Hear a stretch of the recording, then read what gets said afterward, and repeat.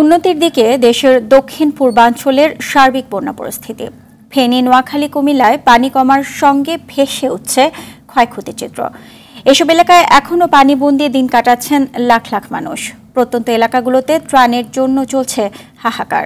খাবার ও বিশুদ্ধ পানি সংকটের পাশাপাশি কবলিত এলাকায় ছড়িয়ে পড়ছে পানিবাহিত নানা রোগ। প্রতিনিধিদের পাঠানো তথ্যচিত্রে বিস্তারিত জানাচ্ছেন জুবাইর রাজিন। কিছুটা উন্নতির দিকে দেশের পূর্বাঞ্চলের বন্যা পরিস্থিতি, তবে এখনো পানিবন্দী এইসব এলাকার লাখ লাখ মানুষ। কমতে শুরু করেছে ফেনীর বিভিন্ন উপজেলার বন্যার পানি।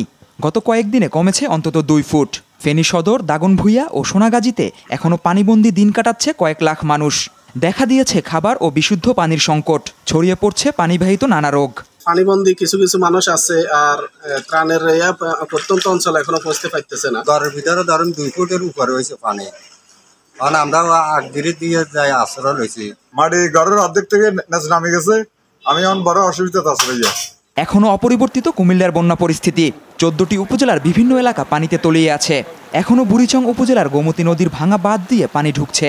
এতে বুড়িচং ও ব্রাহ্মণপাড়া উপজেলায় বন্যা পরিস্থিতি ভয়াবহ আকার ধারণ করেছে।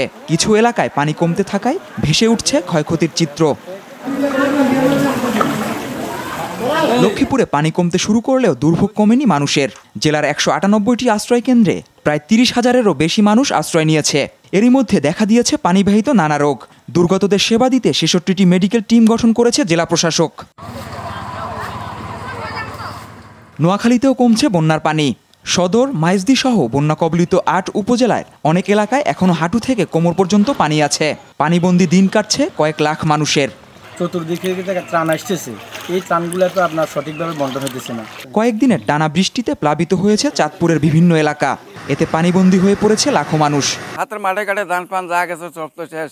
বাড়ি করতে আর পানি এখনো ভিতরে ঢুকুনো ভিড় পর্যন্ত পানি ঢুকে গেছে। কুমিল্লা জেলার মাঝামাঝি হওয়াতে, বর্ডার এলাকা হওয়াতে এই এলাকায় কেউ ওইভাবে আসতেছে না। তো হইলো মেন রাস্তার মধ্যে এইটুক পানি, আর আমরা বাড়ি থেকে বাইরেতে আমাদের কোমর পর্যন্ত পানি। এখন মাঠের আমরা দেখছেন ধান কাটে আনছি, কোনো কিছু নাই।